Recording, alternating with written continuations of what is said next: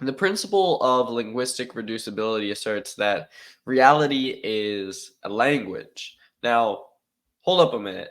That makes no sense. Humans invented language. We made English and French and Chinese. How can we say that reality is a language? And that's a very real question. Is like, but we have to think about language in a more general way. Is that it's not just spoken or written communication, but they're actually more generalized forms of communication which reality takes on, which are then localized within our natural languages. So actually, reality does have an intrinsic language that it speaks to itself, about itself, for its own purposes, for the purpose of self configuration, is that it has to communicate states such that it doesn't have anything that is mutually incompatible with one another. This is what we talked about with distributed solipsism, is that reality is one entity that has to mediate and understand all of the wills and perspectives of its secondary tellers, and then harmonize that into one manifold, into one way of expressing the universe, both linguistically and geometrically. And the way it does that is through a language that takes on both linguistic and geometric aspects. It both processes and recognizes the universe, and it also instantiates and embodies the universe. And that language is called the self-configuring, self-processing language, SCSPL, which embodies all of the other aspects of reality. In fact, it is reality's identity. It is how reality is known to itself. Um, and it follows all of the previous rules that we've discussed. It is a self-contained syndiphonic relationship. So reality is a self-contained form of a language that uses its structure as the synesis that binds everything in reality, and then uses its linguistic transformations from that basic structure, in much the same way as Noam Chomsky's generative grammar, insofar as it has this operator mu that acts on it and creates new linguistic states, which then embody future evolutionary pathways for the universe. And that is the diffionic phase of the SCSPL. So basically, reality and language are inseparable from one another, in as much as identity and instantiation are as well. And in fact, you can put language and universe as two phases of the SCSPL, and then put both of those within the same language. So that global processing language is identified with reality. And so to understand this, all that you need to do is understand the basic definition of a language the in algebra, and then think about the ways in which reality conforms to that, even though in many respects it is material and concrete. It is also linguistic by virtue of its very, that is, reality incorporates a object-like individuals and space-like relations and attributes. So reality is essentially infinitary with respect to space, and then it backwardly finite with respect to perception, at the respectively at the cognitive and perceptual levels. That reality represents itself through it has an object, space, and time, and each of those expressions of itself, space is a sublanguage of reality that has its own rules and structure. And that's what we've been talking about this whole time. Whenever we're talking about physical laws, we're talking about something called syntax, which are the rules that allow us to derive a language. So all of these things, all the relations and attributes and the functions and operations within reality, are all subsyntaxes of the global reality system. And that means that any expression or perceptual states, as well as the structure that allows I identifiable state transition, perception, space-time, and so forth. All of these are basically identified with um, with language that you have to think about all of reality in terms of state transition, is that reality is communicating with itself to evolve to its next state. And because cognition and perception are languages as well, and reality is cognitive and perceptual in nature, as we've discussed, reality is a language as well that is using these two languages of cognition and perception to basically collapse itself from infinitary potential into backwardly finite time loops that allow for its self-generative evolution. So everything in reality basically reduces to language. And everything in even any scientific theory is a language. This is what you have to understand, is that you cannot understand reality without language. So Langen puts forth the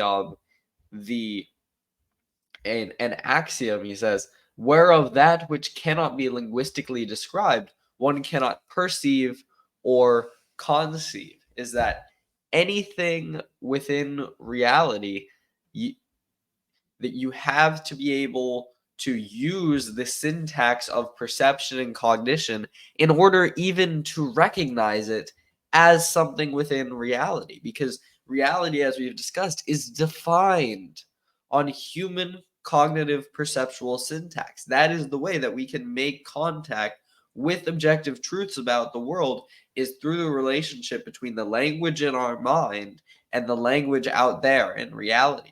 And the CTMU says that those two things are the same.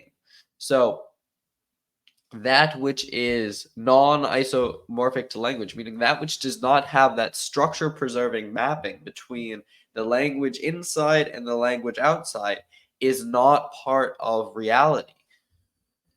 So this is illustrated through significanis, is that if we know that there's language and we know that there's reality.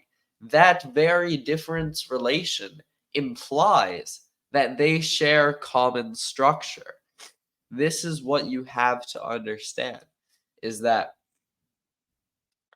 language, even though it differs from reality superficially, that entails a common language reality medium, a self-configuring, self-processing language that takes on both linguistic and extensional aspects in the universe, and allows that syntactic medium to then serve as the operating language for all of the diffionic evolution within reality, is that it comprises both the monic identity as well as the ultimate basis of all state transformation. So the reality is basically a linguistic construct that is whose syntax consists of the rules by which predicates are constructed and interpreted. So it has this basic structure, which is then transformed into, but through being acted on by the self-programming of reality, is then transformed into the variegated shapes of and structures and extensions in reality. All of these things come from an ultimate linguistic level, or more accurately, a pre-linguistic level that is that allows reality to derive itself and to use its own, call on its own structure, call on its own language for its self-generative evolution. So therefore, reality is both a linguistic predicate, is both a language, and it is the content of that language. It is both that which is expressing and that which is expressed.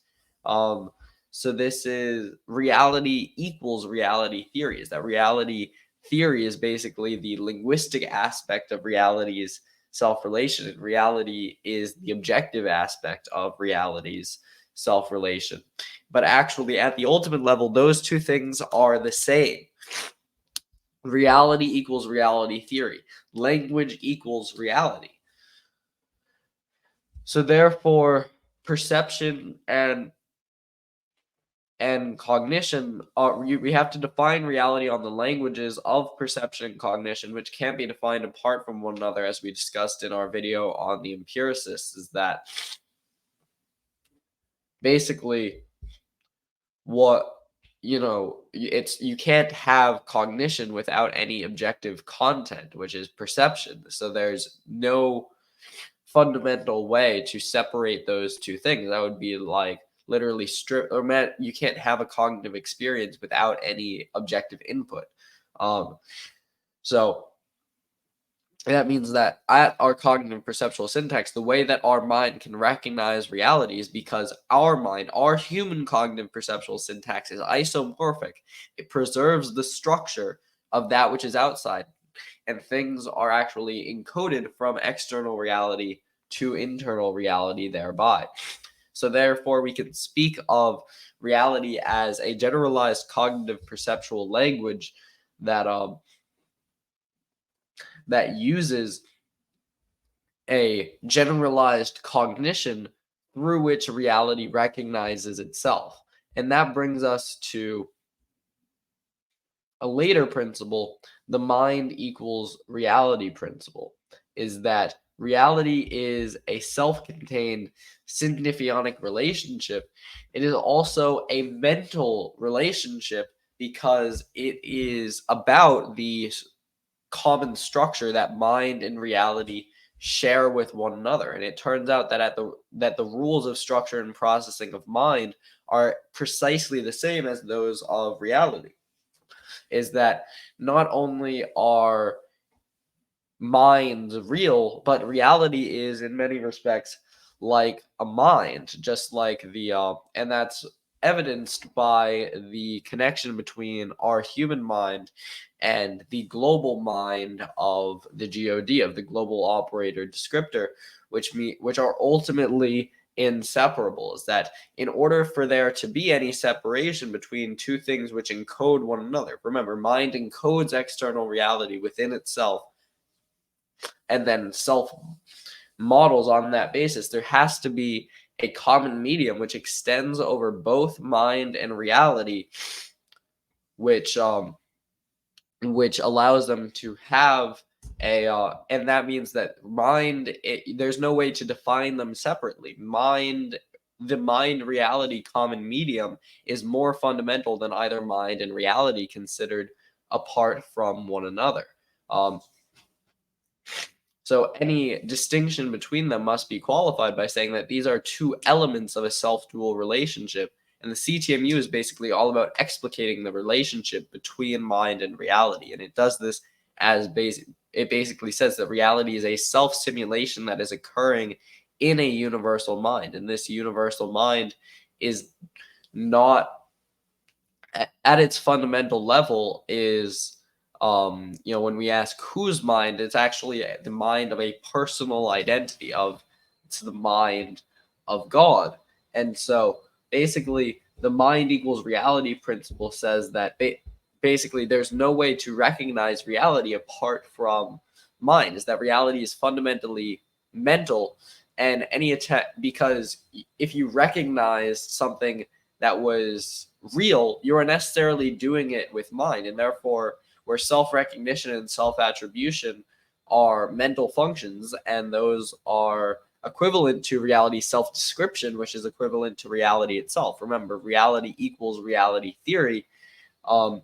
Then the existence and independence of mind is actually untenable. It is actually fundamentally connected to reality. And any reality that you want to say is entirely physical or entirely material, that is actually not going to fly. And that goes against much of our modern reality theory. Not only Langen, but many of the top philosophers of the last several hundred years have posited something called idealism, which says that reality at its fundamental level is not material, but it's actually mental.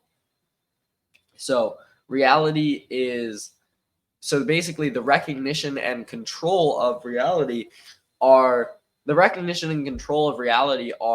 mental functions, and the and reality is cognitive as recognized by ourselves. Remember, why would you think that reality is at its fundamental level, at the ultimate ontological aspect, the image of the infinite? How could that be something that's not personal? How could that be something that's not mental when your entire experience of reality is as a being that perceives and conceives of reality? It's through cognition and perception. That is how scale that up. Reality is fractal. You are an image of reality. And that means that reality has all of those aspects generalized to its own shared medium. Reality has cognition, it has perception, and it has to do. And reality at its fundamental level is super personal. It is basically. Sorry, I cut out there for a minute. The mind equals reality principle includes all of our perceptions and cognitions as part of the evolving structure of reality. Remember this idea of distributed solipsism. Reality is one entity, one mental entity, one mind that is experiencing itself and learning and memorizing through the mind's basically using its secondary tellers as its eyes and ears on earth. Is that it is taking on all of these different perspectives and then harmonizing them towards greater self-identification. And all of the things that we've spoken about reality doing are mental functions. We've talked about reality being self-learning, self-memorizing, self-identifying. Identification, learning, and memorization are mental functions. You cannot do them without a mind. A mind is something, basically, the general definition of a mind is something with self-generative freedom, with free will, that has informational processing. And reality easily fulfills those two criteria, as well as more specific criteria that we usually think of when we think of mind, such as the ability to learn and memorize. So that means that reality is, at its fundamental level, not only mental, but isomorphic to our human cognitive perceptual syntax, and actually defined in terms of a generalized form of that, generalized cognition and perception and so forth. So at that ultimate level, the any rules and structure of evolution that is not mental is irrelevant. It can't have any basis on the self-generative evolution of reality, which occurs through that self-stimulation in universal mind. There's no way to get around this. Mind equals reality. And that means that if the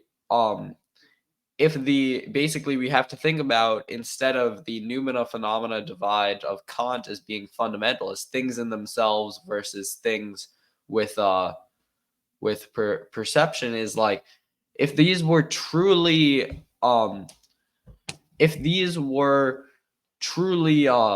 split apart, if there were no relationship between cognition and perception,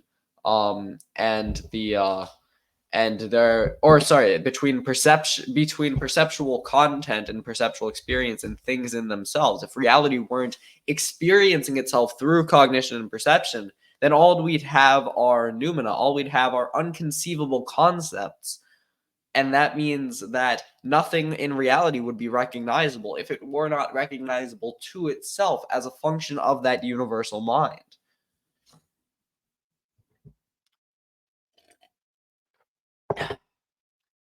So that means that there would be no connectivity to reality and no way to recognize or attribute mental structure to reality, even as human tellers from within it.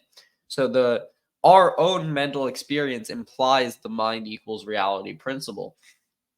And that also means that the theoretical aspect of the universe is syntactically equivalent to the physical or concrete aspect of the universe as well. There's basically a shared structure where both mind and reality and theory and universe have a shared medium that is more in a shared relationship that is more general than either of its two relands. That the mind reality relationship and the theory universe relationship are are more fundamental than theory, universe, or mind and reality. Um, and that is basically what the CTMU is all about. It is about the common medium between mind and reality and the common medium between theory and universe. That's why it's called the cognitive theoretical model of the universe. It is about the relationship between theories and universes through mind and through study of mind and reality. It is cognitive and it is a theoretic model universe, a model being the relationship, the common medium between theory and universe that extends over both of them. So the mind equals reality principle, this is why I put this as first in our presentation, is because it is actually basically logically prior to the other principles, and it is what the CTMU is talking about within its own referent context. It is mind equals reality is the CTMU is about explicating the relationship between mind and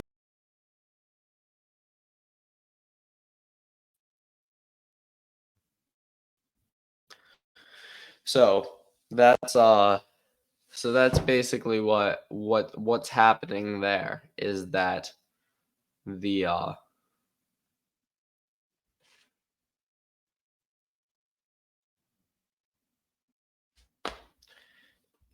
the CTMU is about the relationship between theories and their model, so between theories and their formal universes, and reality is it its inclusion within reality is defined by mental structure.